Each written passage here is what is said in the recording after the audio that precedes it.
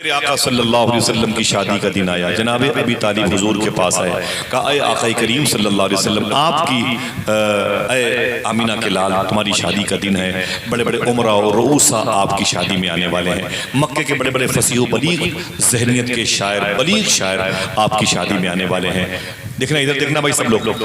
تو جناب ابی طالب نے کہا اے میرے بھتیجے، اپنی طرف سے اپنی شادی میں کسی کو خصوصی مہمان بنا لے، اپنی طرف سے اپنی شادی میں کسی کو خصوصی مہمان بنا لے، کوئی چیف گیسٹ ہونا چاہیے اسے بنا لے، میں تجھے اجازت دیتا ہوں۔ حضور رونے لگے، میرے آقا کی آنکھوں میں آنسو آ گئے۔ حضور نے فرمایا تھا جب میں اے چچا اپنی ماں امی آمینہ کے پیٹ میں 2 مہینے کا تھا تو میرے باپ جناب عبداللہ کا مدینہ شریف میں دار نابغہ محلے میں انتقال ہو گیا تھا۔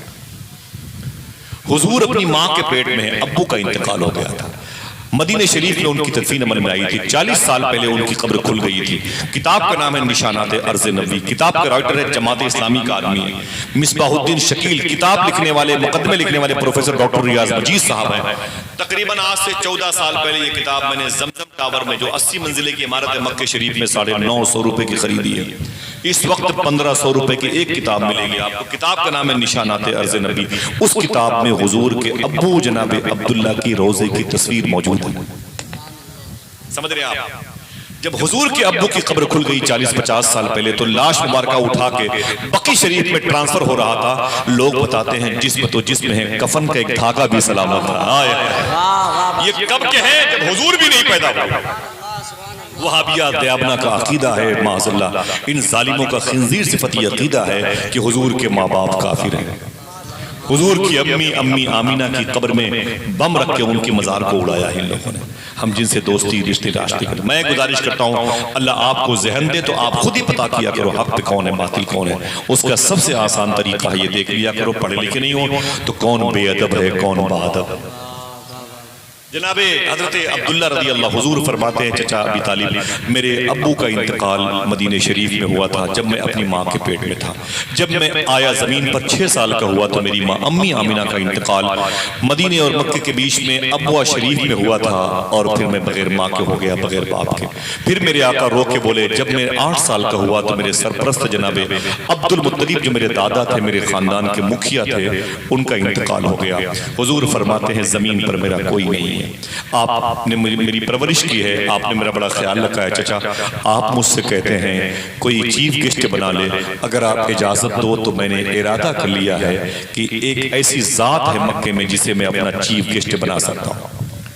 دیکھنا کتنے لوگ سبحان اللہ کہتے ہیں، اگر یہ جملہ اچھا لگے تو اسے یاد کرنا۔ علامہ مختار احمد نعیمی شاہ صاحب اللہ فرماتے ہیں حضور نے کہا تھا میں اپنی شادی میں، کوئی چپ نہ رہے گا، حضور نے فرمایا تھا میں اپنی شادی میں جسے خصوصی مہمان بنانا چاہتا ہوں وہ کوئی اور نہیں میری ماں امی حلیمہ ہے، امی حلیمہ۔ پھر آپ نے اپنی ماں کے نام پر ہاتھوں کو ڈا کے بولو سبحان اللہ، اونچی بولو۔ جن کی مائیں گزر گئی ہیں اللہ ان کی روح کو اس کا ثواب پہنچا دے، جن کی مائیں ضعیفہ ہیں مریضہ ہیں اللہ ان کو شفا صحت دے، اس کا ثواب فلسطین کے بچوں کی روح کو نظر فرما دے، آمین کہہ دیں۔ میرے آقا فرماتے ہیں میری ماں امی حلیمہ ہے، میں چاہتا ہوں کہ میری ماں خصوصی مہمان ہے، کوئی بیٹا جس نے اپنی شادی میں اپنی ماں کو چیف گیسٹ بنایا، ایک ایسی ذات ہے وہ آمینہ کے لائق۔ ذرا سوچو جب ماں کا انتقال ہو گیا جس نے دودھ پلایا ہے حضور اس ماں سے اتنی محبت کرتے تھے، اگر امی آمینہ ہوتی تو حضور اپنی ماں کو اپنے سر پہ بٹھا کے اپنی شادی میں لے کے جاتے۔ میرے آقا صلی اللہ علیہ وسلم کی شادی ہو گئی، اب بتائیں ایسا سسٹم نہیں تھا کہ بارات آتی ہے تو دلہن کو لے کے جائے گی، ایسا سسٹم نہیں ہے مکے میں مدینے میں حجاز میں۔ وہاں کا سسٹم کیا ہے، بارات دولہے سمیت آئے گی، عزت خاطر ہوگی، دولہے کو چھوڑ دے گی، نکاح کے بعد بارات واپس چلی جائے گی، دولہا اپنی سسرال میں رہے گا۔ حضور کی نکاح میں جناب خویلد نے جناب ابی طالب نے یہ نکاح خاں کی حیثیت سے آئے تھے، امی خدیجہ کے ساتھ حضور کا رشتہ ہو گیا اور حضور اپنی سسرال میں قیام فرما ہوئے۔ حضور کی سسرال کہاں تھی؟ کوئی ہے ایسا شخص اس مجلس میں جو اپنے ہاتھوں کو اٹھا کے بتائے کہ میں نے مکہ شریف کی حاضری کی ہے؟ کوئی ہے جو حج کرنے گیا ہو، جو مکہ شریف گیا ہو؟ کوئی ہے؟ اللہ یہ صوفی صاحب یہ تو نہ گئے ہوتے تب بھی یہ خوابوں میں حاضری کر لی ہوتی ماشاءاللہ، سرکار غوث پاک کا اتنا کرم۔ کوئی نہیں گیا؟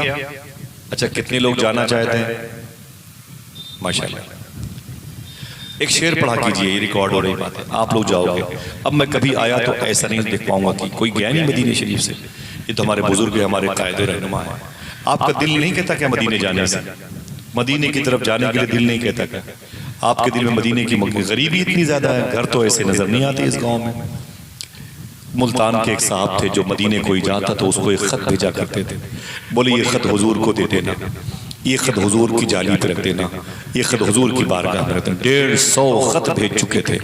ایک صاحب پھر جانے لگے تو بولے میں مدینے جا رہا ہوں. بولے رکو ایک خط میرا لیتے جاؤ. بولے کیوں؟ بولے حضور کی جالی پہ رکھ دینا. بولے یہ بتاؤ کہ تم ہر مدینے جانے والے کو تم یہ خط بھیجتے ہو کیوں؟ اس نے رو کے کہا کبھی نہ کبھی تو جواب آئے گا،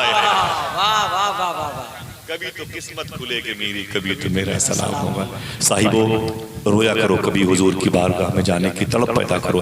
ایک شعر یاد کر لو، علماء سے گزارش ہے وہ بھی یاد کر لیں آپ بھی. یہ شعر پڑھنے والا مدینے ضرور جائے گا. اسے دعاؤں میں پڑھا کیجئے انشاءاللہ. ماں بہنیں آپ بھی یاد کر لیں انشاءاللہ. بولے انشاءاللہ.